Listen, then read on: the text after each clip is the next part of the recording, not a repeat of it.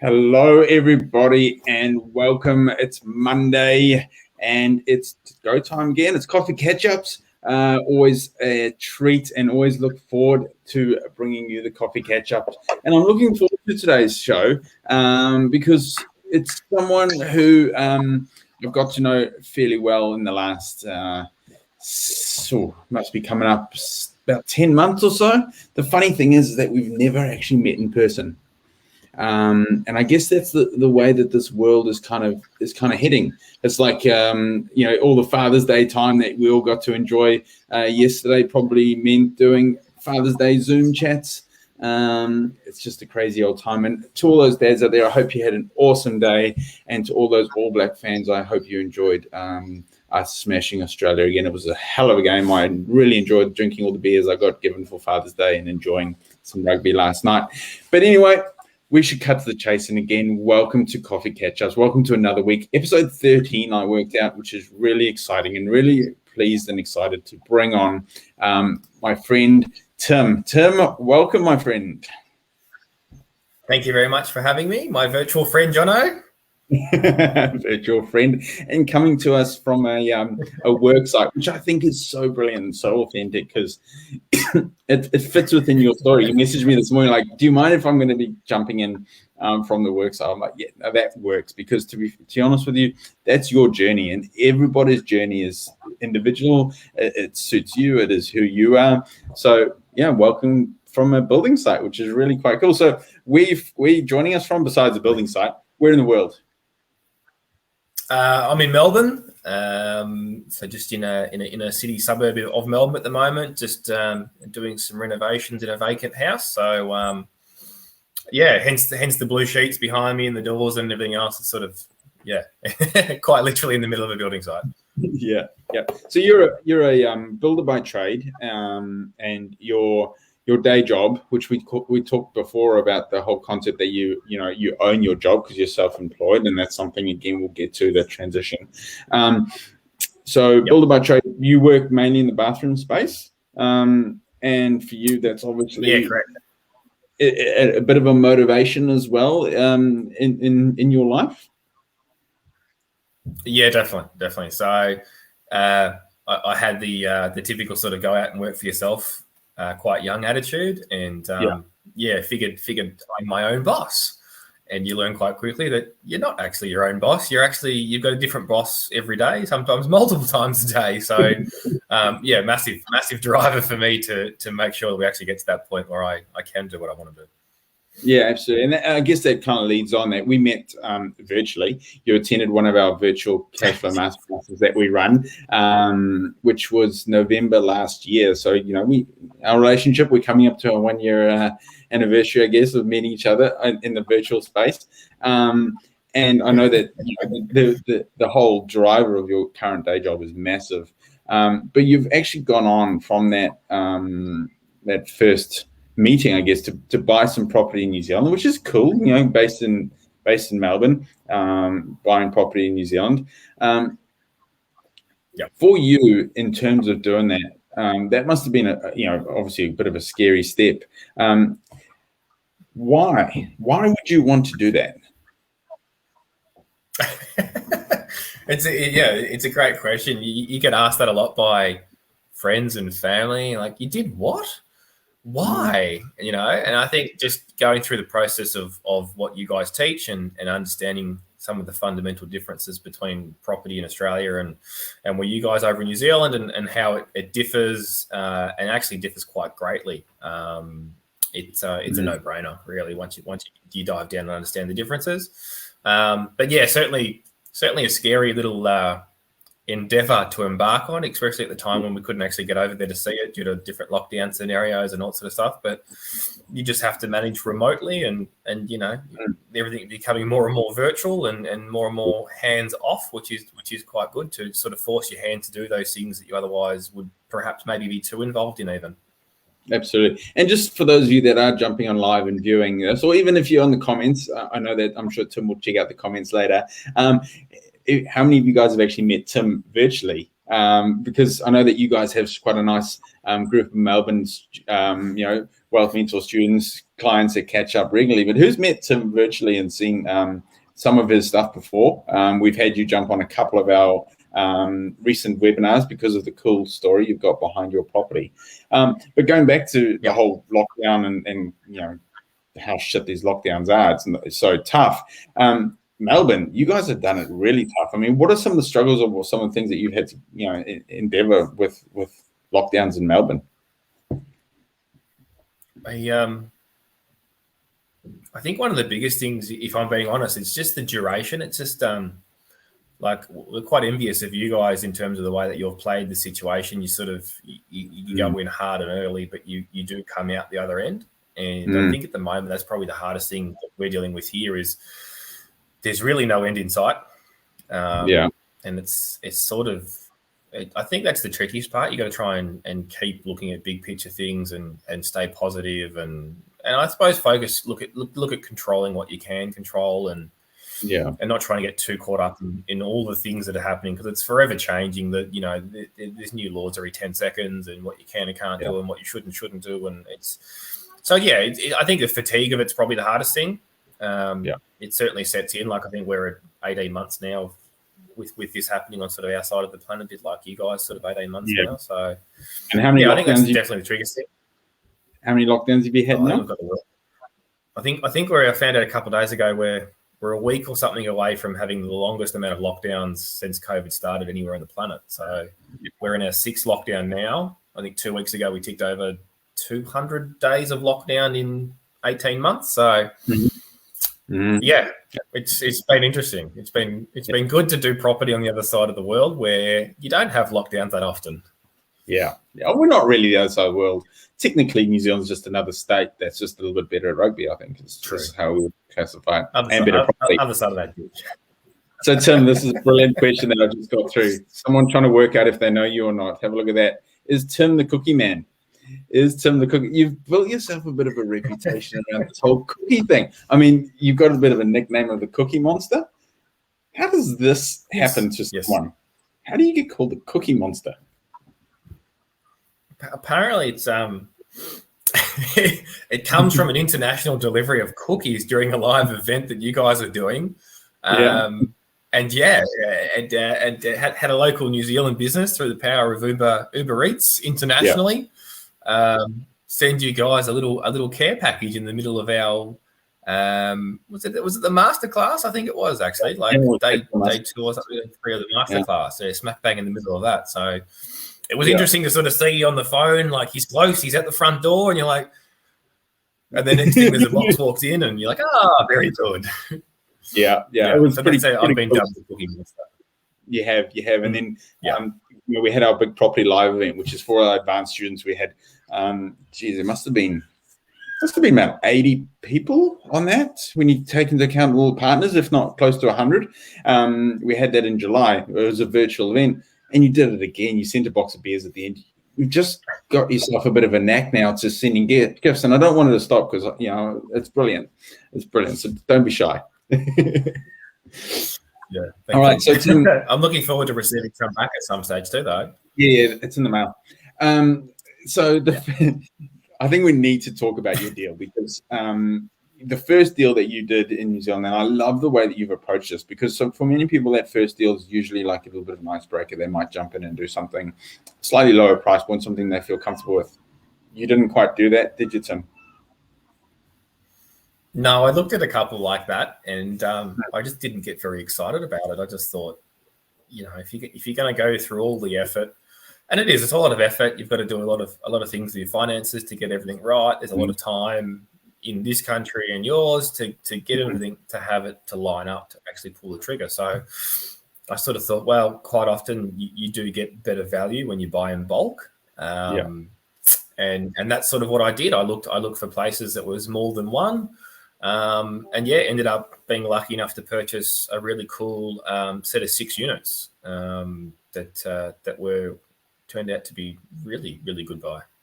Yeah, it's brilliant. And I take my hat off to you. You took everything that we taught you. You grabbed it and ran with it, and went into what has been really a great deal. One of the a deal that's really going to set you up and really exciting for the future of your property investing, because once you get a refinance, I know that there's a substantial amount of equity that you've created on this property, and you're pretty close to refinance. Where are you at with the whole property, the process that you're working through at the moment? Where are you at?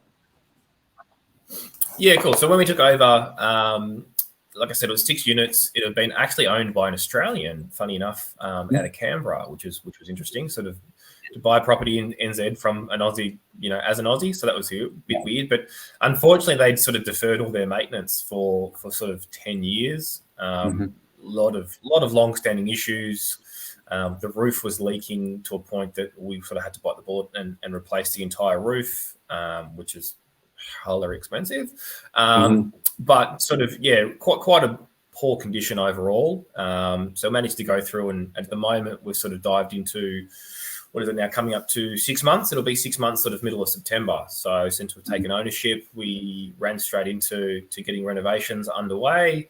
Of the 6 units, 2 were good, 2 can sort of wait, and 2 we sort of tackled straight away. So I think we're probably close to sort of the end of this month. I'm hoping that everyone has taken care of what they need to be done by the end of the month. And then we can look at diving headfirst into a refinance, which is, like you said, that really exciting part of understanding how much equity we've unlocked and what that looks like to be able to sort of, hopefully be able to go again. Yeah, absolutely. And, if you guys want to find a little bit more details on some of those numbers, we have shared on the live exclusive, and this weekend on the Building Wealth Summit as well, that I'm hosting with Paul Southey and Tim, Tim and Chris Dodd. We'll be sharing a little bit more details on that really awesome deal and what Tim was able to do through the process. The deal aside, though, I mean, you as an individual, there must be some drivers or some goals or things that you work through in order to go into something like that, because you don't want to be just run of the mill. You want to excel as an individual. What are some of the things that make Tim Williamson click, that make you want to achieve or drive or goals, or you as an individual? I suppose a couple of the sort of, I suppose that you've got to look at yourself a little bit internally. And I think I'm extremely competitive, and I'm extremely impatient. So they're two quite good things to tie together in terms of making sure you take, some pretty big, meaningful steps when you do. Because like I said, I'm impatient, and that's probably one of the biggest drivers. I sort of want to get to where I want to get to, and I want to do it quickly.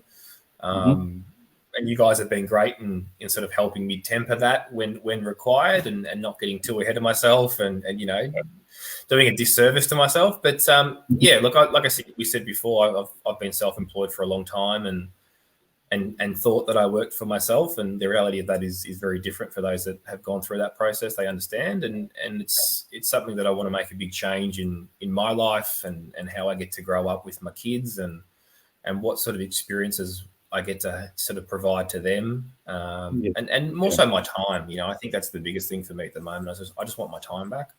I want the choice of what my tomorrow looks like. I don't really want to have to be tied into things, and so that's probably one of the biggest things driving me is to get my time and be free of that job that I did create for myself. That's the biggest one, I think. Yeah, absolutely. And if we look at you as an individual as well, and we take the last 10 months or so since we met in November, do you think that there's been a shift in the way that you've approached your day-to-day or your goals or how you've gone about things? Have you felt a bit of a change in you? And if so, what are the things that you would share with people so they can learn from that experience? I think the one thing that has really struck, and like I said, I've been in business for quite a while, so I've done quite a different range of courses and business coaching and sort of entrepreneurial understanding. And I think the biggest thing is surrounding yourself with the people that are doing the things that you want to be doing. And I think the more time that you can sort of spend with that, the more that you're going to sponge up, the more understanding that you're going to have, the more second nature that information will perhaps become. And it becomes less of I have to sit down and really be really careful about every decision I make, and sort of more go, oh, hang on, that's a cracking opportunity. Let's have a little bit look at that a bit further, and it becomes a little bit more natural. So I think that just, like I say, spending more time with people that are doing what you're wanting to be a part of, and letting that rub off on you. And I do, I've jumped on to almost every one of your coffee catch-ups that you've been doing, which are great. And, time difference works out quite well for when you're doing it for us here, and sort of all the events that Wealth Mentor do. I just can't get enough, it's sort of, and I've heard the same stories multiple times over and over again. And every time I get something different out of that story, or I hear a little snippet that goes, oh, hang on, okay, that wasn't said the last time. And you start to piece together things really differently. So I think, just those core differences in terms of just sticking with the people that are, in the know for what you're trying to do, and just learn as much as you can and just surround yourself. Yeah. I mean, there's the whole concept of your network is your net worth. I love that saying. It's so true. When you surround yourself with people at that level, you see yourself and you believe that you should be at that level, and it picks you up to achieve that. And, I think the cool thing is everybody I've had on this coffee catch up is a different journey, but they have this mindset, or they see themselves, or they're working towards a certain situation. Some are further on the journey. Everyone's journey is different.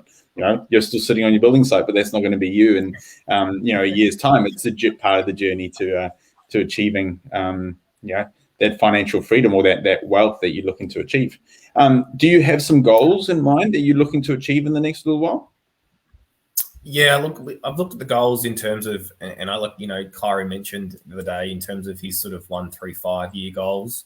I haven't got as clear with the longer goals. The one goal for me is financial freedom. It's to get to a point where I've completely replaced my income, and not just like scraped through by the skin of my teeth kind of free, but my yearly wage plus a significant sort of percentage beyond that, to make sure that it is comfortable and that there's reserve and whatnot. So for me, that's my number one goal, and that's one of the biggest drivers in terms of the property that I purchased, why I purchased it, why I took on quite a dubious little task when we looked at it from the start. We didn't have anyone in the area, we didn't have any trades. It was just like, this is going to provide quite a big chunk of that goal. So that's by far the number one goal for me at the moment, is just get to that point where I am in fact financially free. Building sites at that stage, then they become an option. Is it something that I want to do? Do I need to do it? Is my time better spent looking at other things? And then from that point, I'll start to map out what my sort of 1, 3, 5 year goals look like from that. And I think a lot of that from that point will be more family based, more time based, where I'm spending my time, who I'm spending it with, the sort of mood that I'm in. I think those things become more important once you've got that necessity of earning an income taken care of. Yeah, absolutely. And I look at your journey and the way that you talk, and I think it relates a lot to Chris Dodd, who again I've got on this, and he did the coffee catch up with me about a week ago. Oh, amazing! What he's managed to achieve. But he was on the tools when he met us at Wealth Mentor, and he was on the tools for someone else. Transitioned his business through to then starting his own business, where he was doing a couple of deals, doing renovations for other people, but then starting to get a couple on his own as well. And now he's transitioned his whole company, that his whole team, he's got 2 individual building teams just working on his own projects. He's completely off the tools. He did tell me that he's busy doing some work around the house during lockdown, and his body is hurting. He kept talking about he's not match fit, but he's now at the stage where he's got the teams working for him. And I think the building sites that you're going to see in the future are going to be from your teams working on your projects, which is super exciting for you down the track. Yeah, 100%. I think you're spot on there.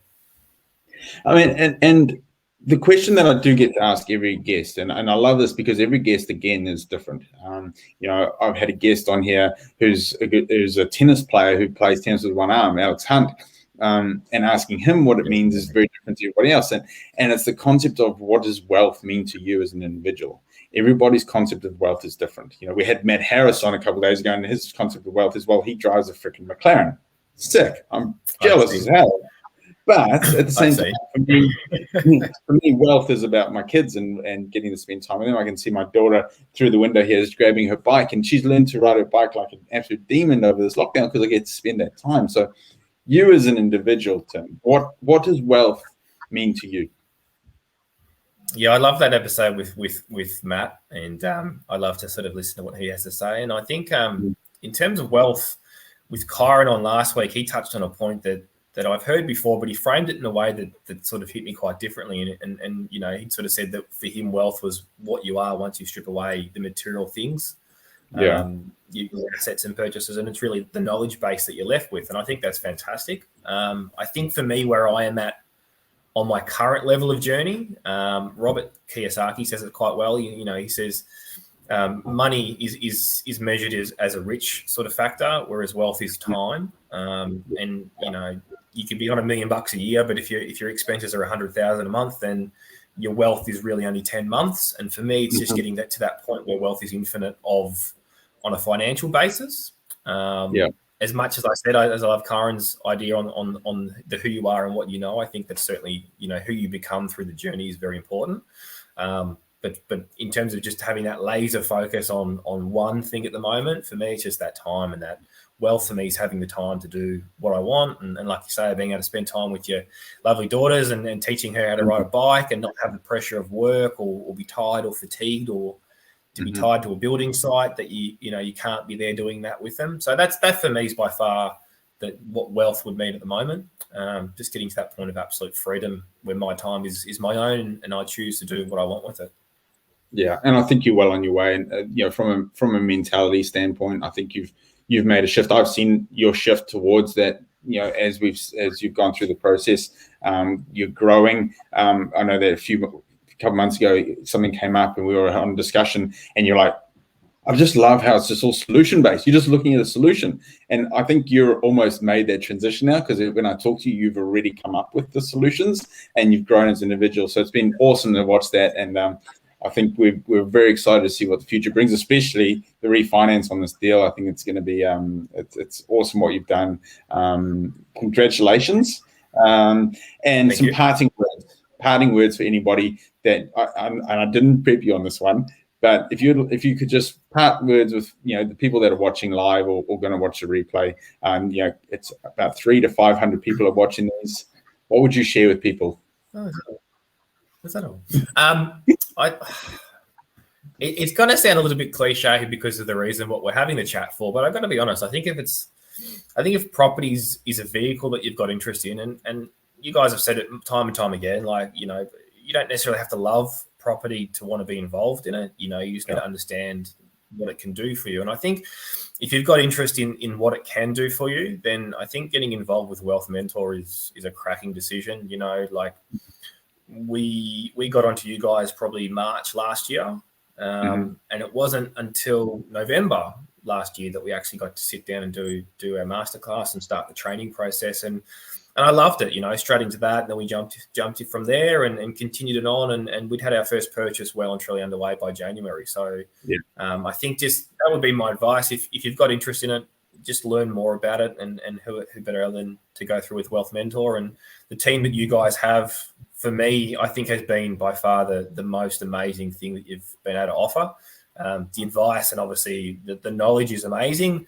For me, the team was really cool to sort of hit the ground running. There was no, okay, so this is the steps. You've got to go and find these people. It was like, no, here's the conversations. They're jumping on. We're going to have a meeting with them. It was just really smooth, really well orchestrated, and gave me the confidence that I could dive headfirst into what I wanted to do with minimal fear, like still enough to sort of not hurt yourself, but enough confidence to sort of go for it and have a crack and not be left going, well, what have I done? Have I made a mistake? You know, did I talk to that person? Did I engage the right solicitor? All those sort of questions, you just alleviated. So my advice would be, if you've got interest, by all means, get involved in Wealth Mentor, soak up as much of the resources as you can, and then just keep learning from there.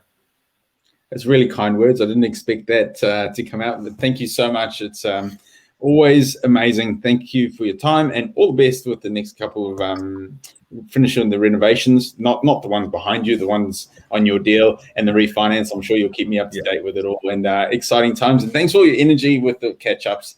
Good luck with lockdowns over there, my friend, and hopefully we get to have a cuddle sometime soon in the near future, because for sure. A beer and a hug, definitely. Absolutely. All right, everybody. Thank you very much for joining us today.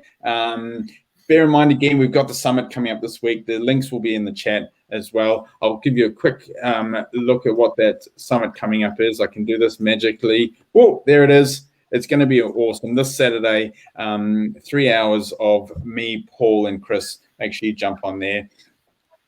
But most importantly, to end the day, I have to push this button, which I love being able to do, because it's more important than anything that you guys out there stay awesome. And we'll see you tomorrow with another wicked episode of Coffee Catch-Ups. Have a great day, everybody. Catch you later. Bye.